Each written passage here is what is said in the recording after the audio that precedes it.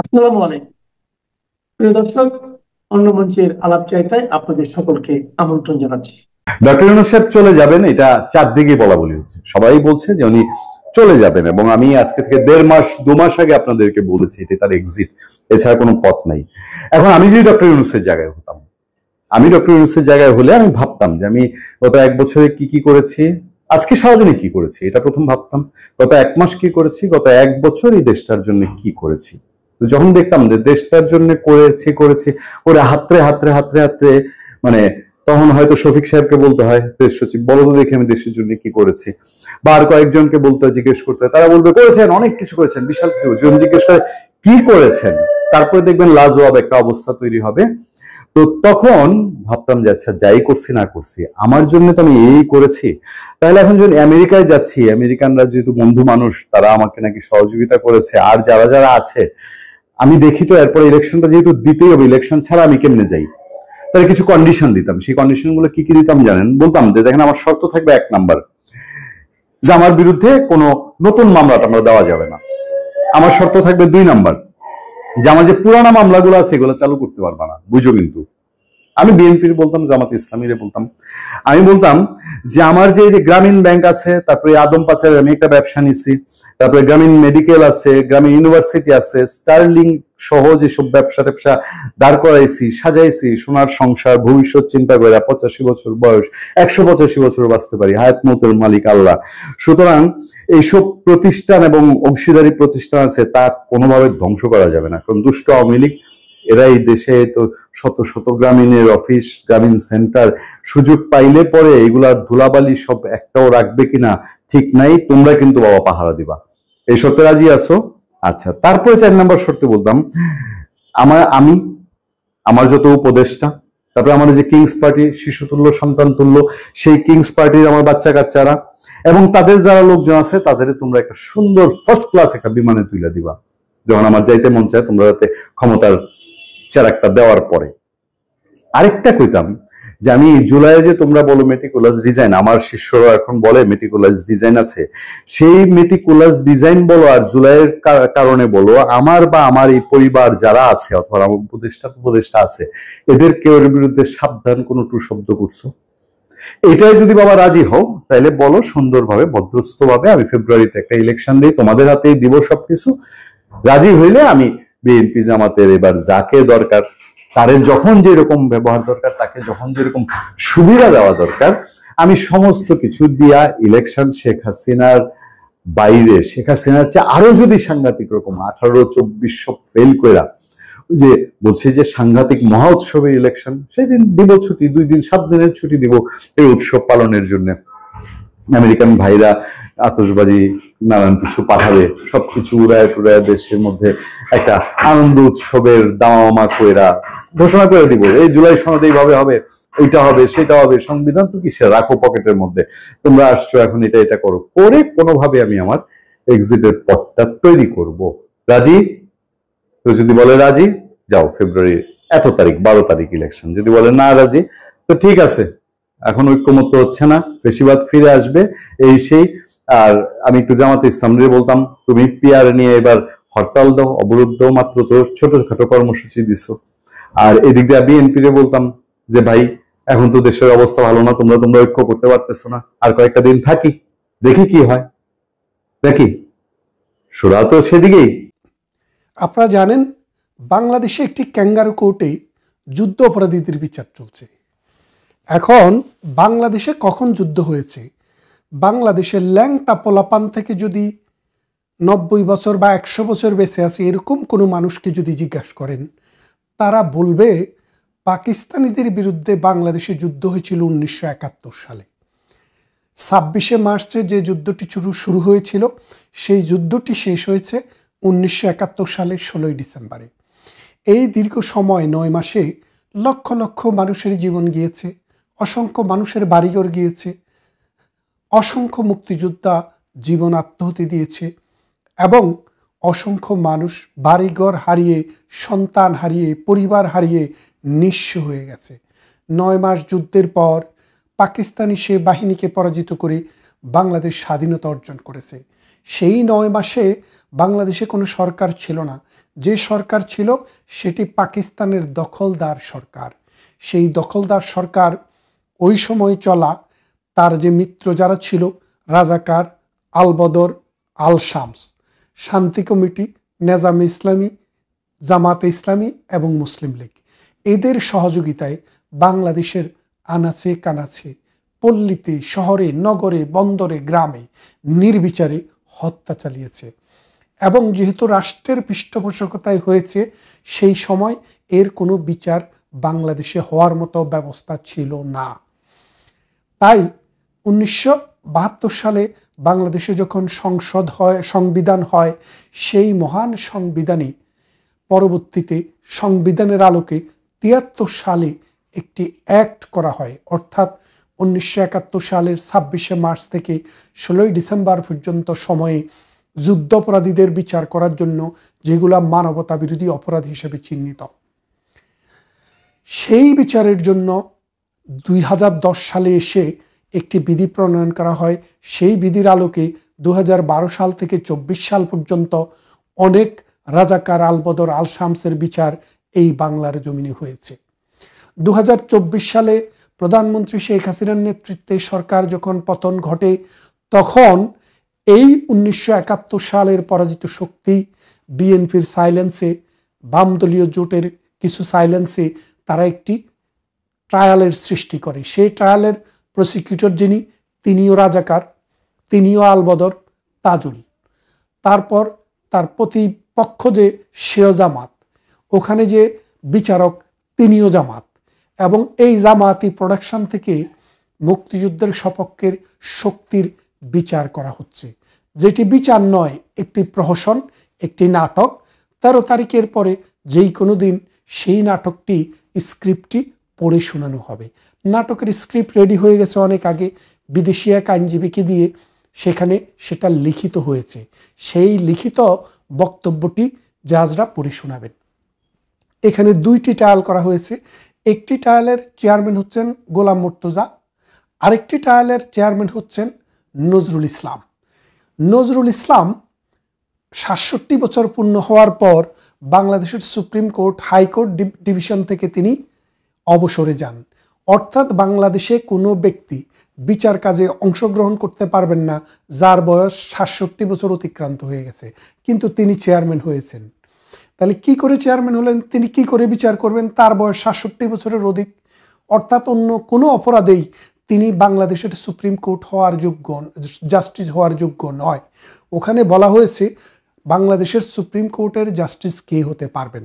সেখানে বলাই আছে 67 বছরের নিচে বাংলাদেশ সুপ্রিম কোর্টে মিনিমাম 10 বছরের অভিজ্ঞতা রয়েছে, অথবা জুডিশিয়ারিতে কাজ করার 10 বছরের বিচারক হিসেবে অভিজ্ঞতা রয়েছে, তাকে মনোনয়ন দেওয়া যাবে।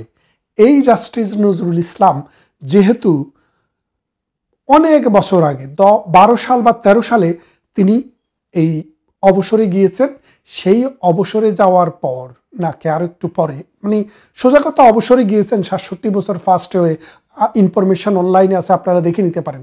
তার মানে তিনি 67 বছরের অধিক হওয়ার কারণে বাংলাদেশের কোনো আদালতে, কোনো ট্রাইব্যুনালে, ফৌজদারিতে কোথাও বিচারক হওয়ার জন্য অযোগ্য। সুতরাং অযোগ্য ব্যক্তিকে চেয়ারম্যান করা অবৈধ এবং এই কোর্টের কোনো এখতিয়ার নাল এন্ড ভয়েড। তারপরে আসেন আরেকজন হচ্ছে গোলাম মুর্তজা। গোলাম মুর্তজা 2019 সালে ডিস্ট্রিক্ট জাজ হিসেবে তিনি কি করেছেন? তিনি অবসরে গেছেন। এখন ডিস্ট্রিক্ট জাজ থেকে কাউকে সুপ্রিম কোর্টের জাজ বানানো যায় না, তাকে হাইকোর্ট ডিভিশনে আপনি অতিরিক্ত বিচারক হিসেবে নিয়োগ দিতে পারেন। অতিরিক্ত বিচারক হিসেবে নিয়োগ দেওয়ার সময় যে ক্রাইটেরিয়া সংবিধানে সংযুক্ত রয়েছে এবং বিধিতে সংযুক্ত রয়েছে, সেখানে বলা আছে এমন কাউকে অতিরিক্ত বিচারক নিয়োগ দেওয়া যাবে না যিনি নিয়োগ দিলে অন্তত 10 বছর সার্ভিস দেওয়ার জন্য যোগ্য নয়। তাহলে দেখেন, তার মানে হচ্ছে 67 সাল পর্যন্ত একজন মানুষ সুপ্রিম কোর্টে বিচারক হিসেবে থাকতে পারেন। তার মানে হচ্ছে 57 বছরের উপরে যদি কোনো ব্যক্তির হয়ে থাকে, তাইলে তিনি আর এই পদে অতিরিক্ত বিচারক হওয়ারও যোগ্যতা হারান বয়সের কারণে, নট আদার কোয়ালিফিকেশন। তাহলে দেখেন, তিনি 19 সালে যখন 57 বছর বয়সে 19 সালের জানুয়ারির 15 তারিখে যান অবসরে, তাহলে 19, 20, 21, 22, 23, 24, 25, তো 24 পর্যন্ত ধরেন 6 বছর। তো 57 বছরের সাথে যদি 6 যোগ করেন তাহলে তার বয়স কত হলো? 6, 57, 60, 63 বছর। তো 63, 64 বছর। এই 64 বছরের কোনো ব্যক্তি সুপ্রিম কোর্টের অতিরিক্ত বিচারক হওয়ার যোগ্য নয়, কারণ অতিরিক্ত বিচারকের ক্রাইটেরিয়াতে একটি কথা স্পষ্টভাবে বলা আছে, যিনি 10 বছর সার্ভ করতে পারবেন না তাকে অতিরিক্ত বিচারক হিসাবে নিয়োগ দেওয়া যাবে না। তাহলে খেয়াল করে দেখেন, তার একটা ডিফেক্ট। আরেকটা ডিফেক্ট হচ্ছে তিনি হাইকোর্টে মানে লোয়ার কোর্ট থেকে বিচারক হিসাবে অবসর গ্রহণ করার পরে তিনি অন্য চাকরিতে চলে গেছেন। ইনি সিলেট ইন্টারন্যাশনাল ইউনিভার্সিটির ল ডিপার্টমেন্টের ডিন। তাহলে আপনারা বোঝেন তিনি কিন্তু আর আইন পেশায় জড়িত নেই, অর্থাৎ গত 6 বছর থেকে তিনি আইনের সাথে কোনো সম্পর্কই নেই। যেহেতু আইন পেশার সাথে তিনি সম্পর্কিত নন এবং জামাত ঘরানার লোক বলেই শুধু তাকে এনে ঢুকানো হয়েছে, নট দ্যাট উনি জামাত না, উনি বিএনপি জামাতের কি, মানে বিএনপিতে 2 ক্যারেক্টারের লোক আছে, কিছু আছে জামাত গেসা বিএনপি আর কিছু আছে বিএনপি গেসা জামাত। তো উনি হচ্ছে জামাত গেসা বিএনপি। তো এই বিএনপির এই ব্যক্তিকে এখনকার কোর্টের চেয়ারম্যান করা হয়েছে। এইটি অবৈধ এবং মানবতা বিরোধী একটি অপরাধ এটি নিজেই। সুতরাং এই অপরাধটির জন্য তার বিচার বাংলার জমিনে হবে। আরেকটি কথা হচ্ছে, আপনারা যারা, আমাদের কথা বিশ্বাস করা দরকার নেই, বাংলাদেশে যে মানে অ্যাক্টটি রয়েছে 73 সালের সেই অ্যাক্টের মানে প্রথমে তো একটা সূচনা দেওয়া হয়, ওই সূচনাটা হলো কি এইটার মধ্যে কি থাকবে সেটা বলে দেওয়া। তো সেখানে বলে দেওয়া আছে 1971 সালের মহান মুক্তিযুদ্ধের সময়ে যে অপরাধ সংগঠিত হয়েছে সেই অপরাধের বিচার করার জন্য 1973 সালের এই অ্যাক্টটি করা হয়েছে। তাহলে আপনি বোঝেন যে নিজেই বলছে আমার নাম উমক, আমি উমক অপরাধের বিচারের জন্য, সেখানে আপনি 2024 সালের অপরাধের বিচার কি করে করেন? এই বিচার আসলে চলে না। তাহলে এখন কি হচ্ছে, বাংলাদেশ আওয়ামী লীগের মুক্তিযুদ্ধের সপক্ষের মানুষের বিরুদ্ধে জামাতিরা যখন সুযোগ পেয়েছে 71-এর প্রতিশোধ নেওয়ার চেষ্টা করছে। আমার এক ভাই আমার আরেকটি ভিডিওতে এসে বললেন যে আমার হাসি পায়। আরে ভাইয়েরা, আপনাদের তো হাসি পায়, আপনাদের হাসি পাবেই, কারণ আপনাদের হাসি পাবে না কেন? 1971 সালে আপনারা এই দেশকে দর্শন করেছেন। আপনি যে বাপদারা বিশ্বাস করেন, যে বাইটি লিখেছে তার বাবাও মুক্তিযুদ্ধের সপক্ষের মানুষ ছিল, কিন্তু তিনি রাজাকারী ভাবধারার। আপনি রাজাকারীর ভাবধারার থাকেন, তুমি রাজাকারের ভাবধারায় থাকো, এটা তোমার ইচ্ছা, এটা তোমার choice, I do have nothing to say. কিন্তু তোমার হাসি এই জন্য পায়, তোমার যে আদর্শিক গুরু রাজাকার আল বদর আল শামস তারা আজকে হাসছে। তারা যখন হাসছে তোমারও হাসি পাবে। তোমার যেহেতু হাসি পায়, আমরা তো এতে কিছু করতে পারবো না, কিন্তু আমরা বলে দিচ্ছি এই দেশ মুক্তিযোদ্ধাদের দেশ। 2 মাস, 4 মাস, 6 মাস, 2 বছর, 4 বছর, 6 বছর ব্যক্তির জীবনে লম্বা সময়, ইতিহাসের জীবনে খুব বেশি সময় নয়। 1975 সালে বঙ্গবন্ধুকে জাতির জনককে হত্যা করে উল্লাস যারা করেছিল, বহু বছর পর আমরা তাদের বিচার করেছি। 1971 সালে আমার মা বোনদেরকে, আমাদের পূর্বপুরুষের যে নির্যাতন অত্যাচার যারা যুদ্ধের সময় করেছিল তাদের বিচার আমরা 40 বছর পরে করে দিয়েছি। আজকের বিচারও হবে। সে সময় আমরা তো আর ওই বুড়াদেরকে পাবো না, আমরাও হয়তো থাকবো না, কিন্তু তোমাদের মতো তরুণ যারা আছো, এই ভাবধারার আদর্শের মানুষ, তোমরা কিন্তু তখন টার্গেট থাকবা। এই কথাটি মনে রেখো। এই জন্য বলছি যে এই বাংলাদেশে বহু চড়াই উতরাই করে আজকের জায়গায় এসছে। এই বাংলাদেশ ভিক্ষুকের দেশ ছিল। আমি গ্রামে জন্ম হয়েছে, আমার চারপাশে মানে দারিদ্রতা কি জিনিস আমরা এই বাংলায় দেখেছি। এই বাংলায় যারা চোখ খোলা রেখেছে, কান খোলা রেখেছে, তারা দেখেছে মানুষ কত কষ্টে, কত দুঃখে এই বাংলায় বসবাস করেছে। সেই বাংলাদেশটিকে যিনি মধ্য আয়ের দেশে পরিণত করেছে। একজন স্কুলের টিচার ক টাকা বেতন পেতেন আমরা দেখতাম, আজকে একজন টিচার তার জীবন কতটুকু স্বাচ্ছন্দ্যে আছে সেটা আমরা জানি, আমরা দেখেছি, আমরা জানি। এই বাংলাদেশ আজকে যে জায়গায় চলে গিয়েছে সেটার জন্য প্রধানমন্ত্রী শেখ হাসিনার অবদান পৃথিবীর কোনো ব্যক্তি যদি স্বীকার না করে তিনি মানুষে না। এই অমানুষদেরকে নিয়ে আমার কোনো ভ্রুক্ষেপ নেই, এই অমানুষদেরকে নিয়ে আমি কিছু ভাবি না। আমি শুধু ভাবি আমার দেশ, অসহায় মানুষ, নির্যাতিত নিপীড়িত মানুষের মুক্তি দরকার। এই মানুষের অন্ন দরকার, বাসস্থান দরকার, শিক্ষা দরকার, চিকিৎসা দরকার, মাতৃকালীন সেবা দরকার। তাদের পেটের খিদা নিবারণের জন্য অন্যের ছাহের সংস্থান করা দরকার। আজকে কর্ম নেই, আজকে শিক্ষা নেই, আজকে কোনো ডেভেলপমেন্ট নেই। রিক্সা চালক রাস্তায় এসে বলছে তার ইনকাম অর্ধেক কমে গেছে। শ্রমিক মেহনতি মানুষ বলছে তার চাকরি চলে গেছে, তারা রাস্তায় নেমেছে। এই অসহায় মানুষের করুণ চেহারা দেখে প্রধানমন্ত্রী খুবই ব্যথিত এবং দুঃখিত।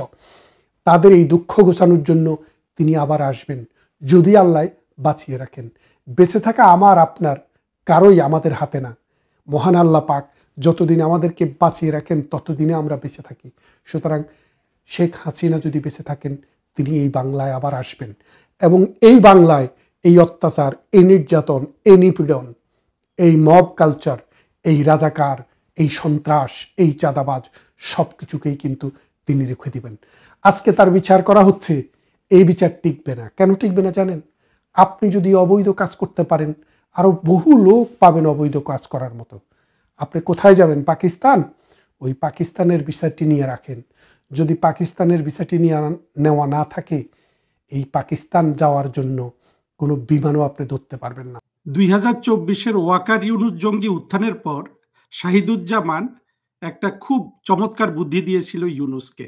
শাহিদুজ্জামানকে আপনারা থাম্বনেইলে আজকে যে উন্মাদকে দেখলেন, এই উন্মাদের নাম হলো শাহিদুজ্জামান। শাহিদুজ্জামান বলল যে ইউনুস তুমি এক কাজ করো, পাকিস্তানের সাথে এখনই একটা সামরিক চুক্তি করো, একটা সামরিক চুক্তি করে নৌকায় করে 2টা অ্যাটম বোম এনে ঢাকায় বসিয়ে দাও, দেখবে ভারত ভয় পেয়ে গেছে।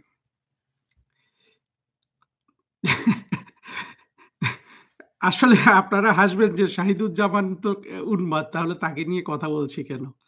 কথা বলছি এই জন্য, দেখেন আমরা কিন্তু এই শহীদুজ্জামানের কাছে পরাজিত হয়ে গেলাম 2024-25-এ। গতকাল আমার এক বন্ধু বলছিল যে আসলে এত কাঁচা একটা ষড়যন্ত্রের কাছে আমরা পরাজিত হয়েছি যে ষড়যন্ত্রটা যদি আরেকটু চালাকি চতুরি মানে আরেকটু বেটার হতো তাহলে হয়তো আমরা পরাজিত হতাম না। অর্থাৎ আমরা এত কাঁচা ষড়যন্ত্রের মোকাবেলা করার জন্য আমরা আসলে প্রস্তুত ছিলাম না। আমার বন্ধুর কথার মধ্যে আসলে যুক্তি আছে, যুক্তি এই শাহাদুজ্জামানই আমাদেরকে দিয়ে দিয়েছে। আচ্ছা, আমি শাহাদুজ্জামানকে প্রশ্ন করি, তুই যে ভারতের থেকে পাকিস্তান থেকে নৌকায় করে পারমাণবিক বোমা এনে বসিয়ে দিলি, আমি তোর ওই পাগলামিগুলার কথাও ধরলাম না যে নৌকায় করে কি পারমাণবিক বোমা বহন করা যায়, এনে কি পারমাণবিক বোমা কোনো জায়গায় বসিয়ে দেওয়া যায়, সেই জায়গার নিরাপত্তা বিধানের কি ধরনের আপনার কি ধরনের সতর্কতা ইত্যাদি পালন করতে হয়, তাতে কি ধরনের টাকা পয়সা খরচ করতে হয়। আর কোন জায়গা থেকে নৌকায় বলেন, জাহাজে বলেন, এভাবে পারমাণবিক বোমা নিয়ে আসার ক্ষেত্রে যারা আরো বড় বড় পারমাণবিক শক্তি, আমেরিকা, রাশিয়া, চীন, এরা কি চেয়ে চেয়ে দেখবে বোমা যদি নৌকা থেকে পড়ে পানিতে ডুবে যায়? মানুষ দেখেন, এই যে শহীদ বাংলাদেশের মানুষকে শুধু এগুলো বুঝাতে পেরেছে। আহারে বাংলাদেশের মানুষ,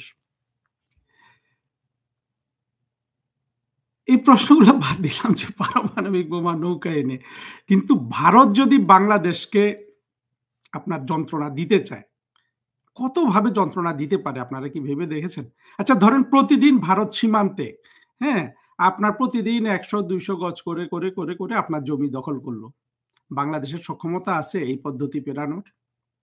আপনি বলবেন না আমার তো সক্ষমতা নাই। সক্ষমতা অবশ্য নাই বললেও না, এরা এত উন্মাদনা করে দেখিয়েছে। এবং আপনার জঙ্গি উত্থানের পর আমরা কিন্তু দেখেছি ইলিয়াস, পিনাকি, বিশেষ করে পিনাকি তো ভারতের বিরুদ্ধে গালাগালি করে শেষ করে দিচ্ছে, এবং কেউ তাকে বলে ভারতের চর, কেউ তাকে এই বলে সেই বলে, যাও। কিন্তু কথা হলো যে এই সীমান্তে কি বাংলাদেশিরা দা কাশি নিয়ে দাঁড়িয়ে গেলেই বাংলাদেশকে ভারত ভয় পেয়ে যাবে? হ্যাঁ, এই আন্তর্জাতিক সম্পর্ক বা ভারত বাংলাদেশ সম্পর্ক বা দুই দেশের এগুলো কি ওই যে আরেক জঙ্গি মুস্তাফিজ আছে, সেও মনে করে যে জঙ্গি কর্নেল মুস্তাফিজ আমেরিকায় থাকে, যে বাংলাদেশের লোকজন দা কুড়াল খন্তা নিয়ে গেলে ভারত ভয় পেয়ে যাবে। ভারত যদি প্রতিদিন 2 ইঞ্চি 4 ইঞ্চি করে বাংলাদেশের জমি দখল করে, তাহলে বাংলাদেশ অনেকটুকু দখল হয়ে যাবে এবং এটার কোনো রিমেডি ভারতের কাছ থেকে বাংলাদেশ নিতে পারবে না, ভারত যদি আন্তরিকভাবে এটা রিমেডি না দেয়। হ্যাঁ, এই 2 ইঞ্চি 4 ইঞ্চি করে জমি আপনি নিলে, আপনি খালেদা জিয়া এসে হয়তো বলবে যে আমি আন্তর্জাতিক আদালতে যাব। আন্তর্জাতিক আদালতে জাতিসংঘে কিন্তু খালেদা জিয়া ওই যে গঙ্গার পানি বন্টন চুক্তি তুলেছিল, চুক্তি করতে পেরেছিল, বা আন্তর্জাতিক যেসব জায়গায় উনি যেতে চেয়েছিলেন তাদের কেউ কি একটা সহানুভূতি জানিয়েছে বা কিছু করেছে? দেখুন, আন্তর্জাতিক সম্পর্কটা বোঝা উচিত। আন্তর্জাতিক সম্পর্ক অত্যন্ত নিন্দনীয় একটা জিনিস, কিন্তু এটার বাস্তবতা আমাদেরকে মেনে নিতে হবে। এবং আন্তর্জাতিক সম্পর্ক নিয়ে একটা সাবজেক্ট আছে, এটা বিশ্ববিদ্যালয়ে পড়ায়, এটা আপনার এটা নিয়ে পিএইচডি হয়, বড় বড় পণ্ডিত হয়, কিন্তু এই আমাদের যত ডিসিপ্লিন আছে, ছাত্রছাত্রীরা পড়ে, তার মধ্যে সবচেয়ে হালকা সাবজেক্ট হলো এই ইন্টারন্যাশনাল রিলেশনস। এখানে যদি আমাদের কোনো ছেলে মেয়ে পড়ে, আমরা কিন্তু মনে করি যে অনেক কিছু সে শিখে ফেললো। বিষয়টা তা না। আমি ছোট একটা কথা বলি, আমি যখন বিসিএস পরীক্ষা দিই, আমার ফিজিক্স ছিল, ঢাকা ইউনিভার্সিটিতে ফিজিক্সের ছাত্র ছিলাম, ওইখানে 300 সাবজেক্টে অপশনাল পরীক্ষা দিতে হতো। 300, তা আমি চিন্তা করলাম আমি যেহেতু ফরেন সার্ভিস করতে চাই, আমি ইন্টারন্যাশনাল রিলেশনসের উপর পরীক্ষা দেব। আমি ইন্টারন্যাশনাল রিলেশনস তখন অনেক পড়েছিলাম, এতটা পড়েছিলাম যে যেটা ঢাকা বিশ্ববিদ্যালয় থেকে মাস্টার্স পাস করা পর্যন্ত একটা ছেলে যা পড়ে তার থেকে বেশি পড়েছি। যাই হোক, পরে তো ফরেন সার্ভিসে ঢুকে দেখি যে আমি কি পড়ে আসলাম, এগুলো তো এখানে কোনোই গুরুত্ব নেই।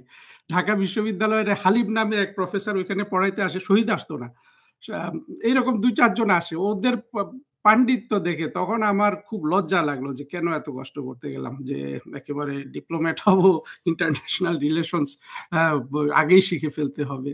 যাই হোক, এটাও এখান থেকে আমরা দৃষ্টি ঘুরিয়ে নিয়ে আমরা এই শাহিদুজ্জামানের কথাটাই বলি।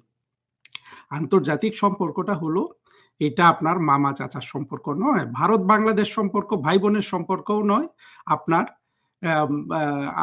মামা খালার সম্পর্কও নয়।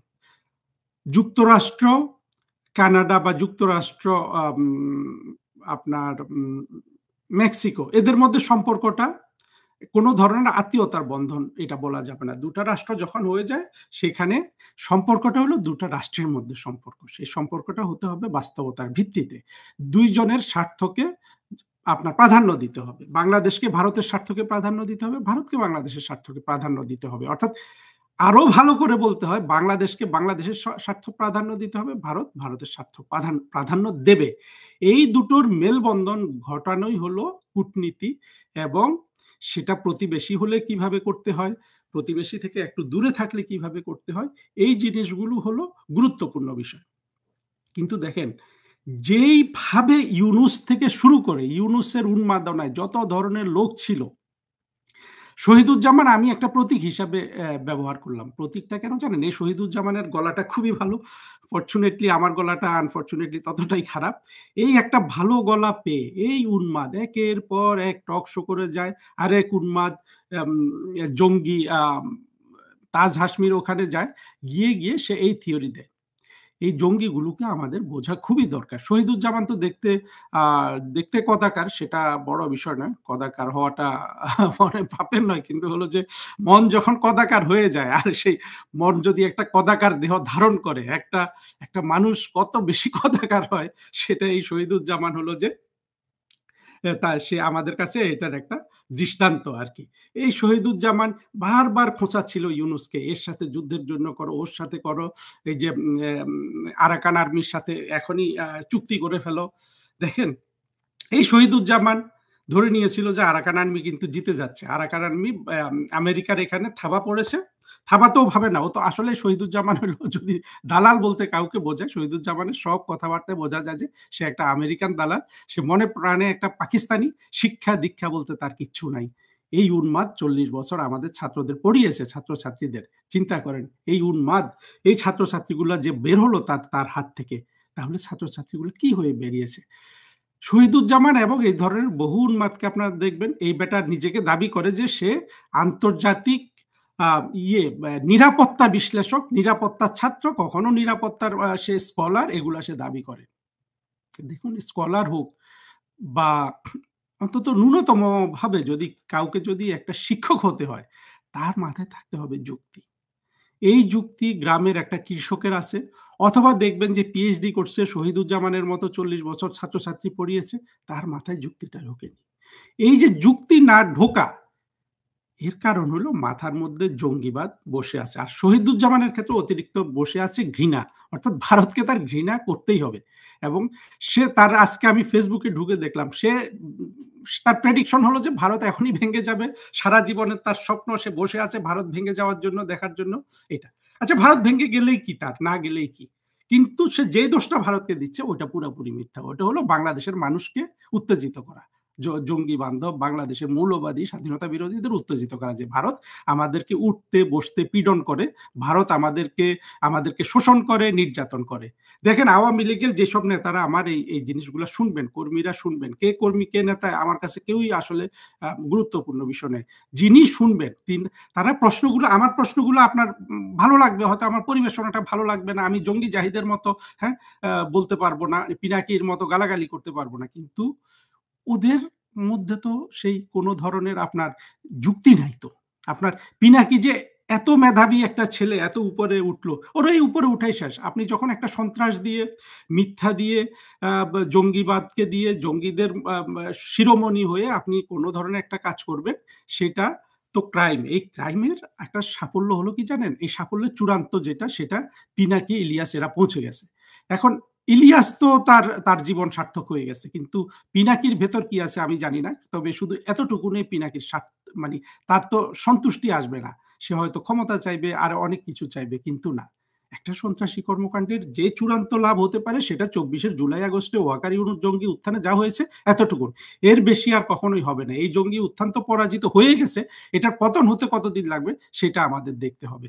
আর এই জঙ্গি সাহেদরা যারা মনে বলে যে দুইটা বোমা আমরা নৌকায় করে নিয়ে এসে বসিয়ে দেই, যারা মনে করতো, দেখেন জঙ্গি সাহেদের 2 দিন লাগলো না তার তার তার যেসব ভবিষ্যৎবাণী সে আরাকান আর্মিকে নিয়ে করেছিল, আজকে আরাকান আর্মির নাকি দুরবস্থা, হ্যাঁ, আরো দুরবস্থা হবে। কারণ হলো এইভাবে আসলে কিছু হয় না, সন্ত্রাস দ্বারা কোনো কিছু হয় না। বিশ্ব পরিস্থিতি না বুঝলে, প্রতিবেশী কারা আছে সেটা না বুঝলে, হ্যাঁ, বোকামি করলে, আমেরিকার ফাঁদে পড়লে। আর আমেরিকা তো এখন যে চালাচ্ছে এই লোকটা ট্রাম্প, তাকে আমি একটা কারণে পছন্দ করতাম, সে ইসলামিক জঙ্গিবাদের যে সমস্যা, এটা যে ভয়াবহ একটা জিনিস, এটা সে বোঝে। কিন্তু বোঝার পরেও কিন্তু সে বাংলাদেশের ইসলামিক জঙ্গিদেরকে কিন্তু সমর্থন দিয়েছে। এখন হয়তো ভবিষ্যতে আর দিবে না, কিন্তু কিছুদিন দিয়েছে। সেটা তো ট্রাম্পের যে নৈতিকতার কোনো বালাই নেই তার ক্যারেক্টারে, সেটাই বোঝা যায়, তাই না? এটাই হলো আন্তর্জাতিক সম্পর্ক। আন্তর্জাতিক সম্পর্কের ক্ষেত্রে আপনি কখনো ন্যায় নীতি এগুলার আপনি আশা করবেন না। কেন আশা করবেন না জানেন? আন্তর্জাতিক সম্পর্ক কারা চালায়? রাষ্ট্রপতিগুলো, প্রধানমন্ত্রীগুলো চালায়। তো এদেরকে যে চালায়, এই যে আন্তর্জাতিক সম্পর্কের থিওরিগুলা যারা লেখে, এইটাও একটা ব্যবসা। মানে এনজিও যেমন একটা ব্যবসা, জাতিসংঘ যেমন পুরোপুরি একটা ব্যবসা। জাতিসংঘের আপনার যে ব্যুরোক্রেসি, প্রতিটা ব্যুরোক্রেটের জীবন কি পরিমাণ নিশ্চিত, কি পরিমাণ বেতন ওরা পায়, হ্যাঁ, কিভাবে তারা তাদের সবকিছু নিশ্চিত করে জাতিসংঘ চালায়, এটা যখন আপনি জানবেন ভেতর থেকে, আপনি কিন্তু অবাক হবেন যে আসলে সব জায়গায় তো স্বার্থবাজরা বসে আছে। আপনি দেখবেন সব কিছু কিন্তু স্বার্থের ভেতরে চলে। এই আন্তর্জাতিক সম্পর্ককে একটা ডিসিপ্লিন হিসাবে দাঁড় করিয়ে এর যারা স্কলার হিসাবে দাবি করে, বেশিরভাগই যুক্তিহীন মানুষ। এদের কাছে হলো যে ওই যে আমেরিকান একটা কথা বলা হয় না, যে মার্কিন যুক্তরাষ্ট্র হলো যে ওয়ার ড্রিভেন ইকোনমি, অর্থাৎ অন্য দেশে যুদ্ধ চললে তার দেশে অস্ত্র তৈরি হবে, বিক্রি হবে, তার ইকোনমি ভালো চলবে। বলুন, এটা কোনো মানবিকতার উপর প্রতিষ্ঠিত কিছু? আন্তর্জাতিক সম্পর্কের পণ্ডিতগুলো এরকম, ওরা বারবার ওগুলাকে জাস্টিফাই করে যে কিভাবে যুদ্ধ লেগে থাকে পৃথিবীতে, ন্যাশনাল ইন্টারেস্ট কিভাবে রক্ষা করা যায়, হ্যাঁ, এটা তারা শেখায়। তারা যা কিছু শেখায় সেটা আসলে ওই এমনভাবে জিনিসটাকে এখন তৈরি করে ফেলেছে, সেটা হলো যে যারা রাষ্ট্র চালায় তারা ওই বইটা পড়ে এসে যখন রাষ্ট্র চালায় এরা আরো বেশি খারাপ হয়ে যায়। খারাপ হয়ে যায় মানে কি, তারা যে পৃথিবী থেকে যে আসলে সামরিক অস্ত্রগুলো বাদ দেওয়া দরকার, এই কথাটার উপর জোর দিয়ে যদি আন্তর্জাতিক সম্পর্কটা তৈরি হতো, কিছু যে নাই তা না, কোনো কোনো পণ্ডিত যে এগুলো চিন্তা করে না তা না, কিন্তু তাদের আসলে তাদের রোল নাই, তাদের প্রভাবটা নাই কারো উপর। প্রভাবটা কার আছে? ওই যে ন্যাশনাল ইন্টারেস্ট, রিয়েলিস্ট, অনেক কিছু আছে, থিওরিতে যাচ্ছি না। মোট কথা হলো আপনার ওই পাকিস্তান আর্মির সাথে তুলনাটা দিই। আমরা যেমন বলি যে পৃথিবীর সব দেশের একটা সামরিক বাহিনী আছে, আর পাকিস্তানের সামরিক বাহিনীর একটা রাষ্ট্র আছে। মনে করেন মেডিকেল শাস্ত্রটা মানুষের জন্য একটা মেডিকেল শাস্ত্র আছে, হ্যাঁ। আর আর ইন্টারন্যাশনাল রিলেশনসের কতগুলা রাষ্ট্র বা প্রতি প্রধানমন্ত্রী আছে। মানে বিষয়টা একটু চিন্তা করে দেখবেন কি বললাম, খুলে বলে এই ভিডিওর সময় আমি দীর্ঘ করতে চাই না। আমি এই জঙ্গি শাহিদুজ্জামানের কাছে চলে আসি। তারপরে শাহিদুজ্জামান, যারা 21-এর জঙ্গিদের মূল প্রেরণা, আমরা কিছুদিন আগে দেখেছি না, এই যে আরেক পাকিস্তানি জঙ্গি দাড়িওয়ালা, ওই যে ছবি তোলে ছেলেটা, এর নামই তো এখন ভুলে গেলাম। এই জঙ্গি কত ধরনের নাটক করেছে না আপনার, এই ইয়েতে যাচ্ছে, ফিলিস্তিনিদের উদ্ধার করতে যাচ্ছে। চিন্তা করতে পারেন এই জঙ্গিগুলা, এদের মাথার এই বুদ্ধি নিয়ে আমাদেরকে কিন্তু 24-এ পরাজিত করে ফেললো। এটা আমাদের জন্য যেমন লজ্জার, আমাদেরকে এটা বুঝতে হবে যে আমরা যদি একটু দাঁড়িয়ে যাই, এই জঙ্গিগুলা বাংলাদেশে থাকবে না, এদের অস্তিত্বও থাকবে না। এরা যা দেখানোর দেখিয়ে দিয়েছে। শাহিদুজ্জামান ওই ওই ওই বলে ফেলেছে যে হ্যাঁ, নৌকায় করে এনে হলেও এখানে পারমাণবিক বোমা বসিয়ে দিতে হবে। এটাই হলো ওর সর্বোচ্চ জ্ঞান, বুদ্ধি, প্রজ্ঞা। কিন্তু আমরা যদি সবকিছু বিশ্লেষণ করে দেখি, দেখবো যে শাহিদুজ্জামানের মাথায় ঘুরছে শুধু সন্ত্রাস।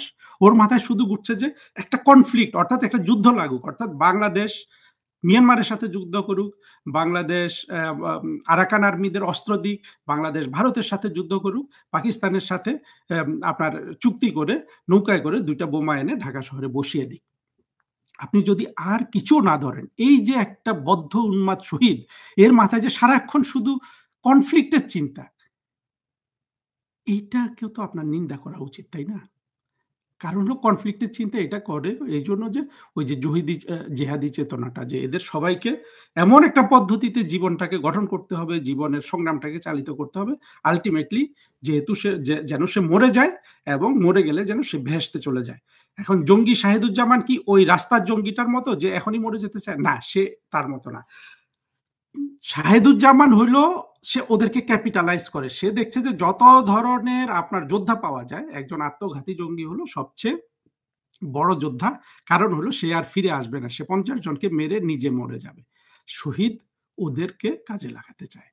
অর্থাৎ তার যে ক্রিমিনাল মাইন্ড, তার যে ভারত ঘৃণাটা বাংলাদেশে তৈরি হয়েছে, এটা নিয়ে আমাদের প্রচুর বিশ্লেষণ করা দরকার। এটা পাকিস্তানি মানসিকতা থেকে তৈরি হয়েছে। আমরা তো পাকিস্তানের সাথে যুদ্ধ করে ওদেরকে পরাজিত করে আমরা, ভারত আমাদের সেই যুদ্ধে আমাদের মিত্র শক্তি ছিল।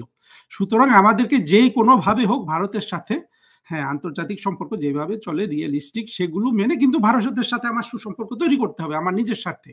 প্রয়োজন হলে আমরা যদি স্বাধীনতা বিরোধীদের সাথে আবার যুদ্ধ করি, আবার আমাদেরকে ভারতের সহযোগিতা নিতে হবে, এবং সেটা পাওয়ার জন্য আমাদের ভারতের দ্বারস্থ হতে হবে। পরবর্তীতে ভারত যদি এর জন্য আমাদেরকে এক্সপ্লয়েট করতে চায়, আমরা সেটা আমাদের প্রজ্ঞা, মেধা, জ্ঞান দিয়ে আমরা কিন্তু সেটা আমরা মোকাবেলা করব। কিন্তু আমি এখন পর্যন্ত কোথাও দেখিনি ভারত বাংলাদেশকে এই ধরনের এক্সপ্লয়েট করেছে। মেহরবানি করে আমার ভিডিও যারা শুনছেন প্রত্যেককে প্রশ্ন করুন, ওই যে একই প্রশ্ন, যে এই যে একটা উন্মাদ যে বলে যে নৌকায় করে পারমাণবিক বোমা পরিবহন করা যাবে, এই ধরনের উন্মাদ দিয়ে কি বাংলাদেশ চালাবো আমরা?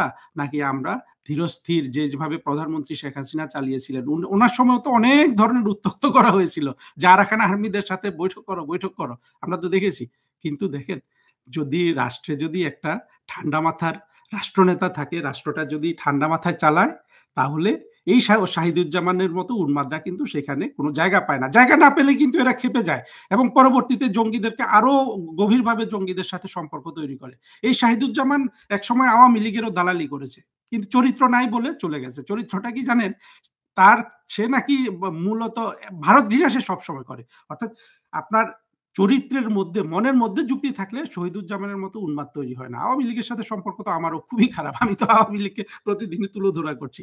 তাই বলে কি আমার সাথে আমি আমি আমি আবার জঙ্গিদের সাথে চলে যাচ্ছি না? আমার প্রশ্ন না, প্রশ্নটা হলো কোনো মানুষই যাবে না তার যদি যুক্তির একটা মন থাকে। এই শহীদুজ্জামান নাকি রাতে বিরেতে আপনার বিভিন্ন জায়গায় ওই যে কিছু মেয়ে আছে না, টাকা দিলে গাড়িতে ওঠে, রাস্তায় দাঁড়িয়ে থাকে, ওই রকম একটা মেয়েকে গাড়িতে তুলেছে, পুলিশ ধরেছে। আরে ভাই, পুলিশ তোমার দরকারটা কি?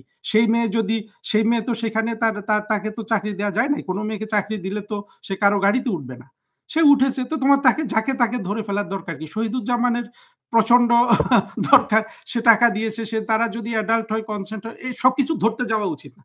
এই ধরলো, ওর নাকি মান ইজ্জত সব চলে, মান ইজ্জত চলে যাবারই কথা, ও তো এটা লুকিয়ে চুরিয়ে করে। আর শহীদুজ্জামানও দেখেন কি পরিমাণ মানে কোন শ্রেণীর লোক, তার কিন্তু তার যে চাহিদা এটা পূরণের কোনো সহজ রাস্তা তার কাছে নাই। এটা বাঙালি সমাজের একটা বড় ধরনের সমস্যাও, সেটা নিয়েও আসলে আমাদের কাউন্সেলিং করার দরকার। যার কারণে আমরা ওবায়দুল কাদেরকে আজকে এইভাবে পচে যেতে দেখলাম।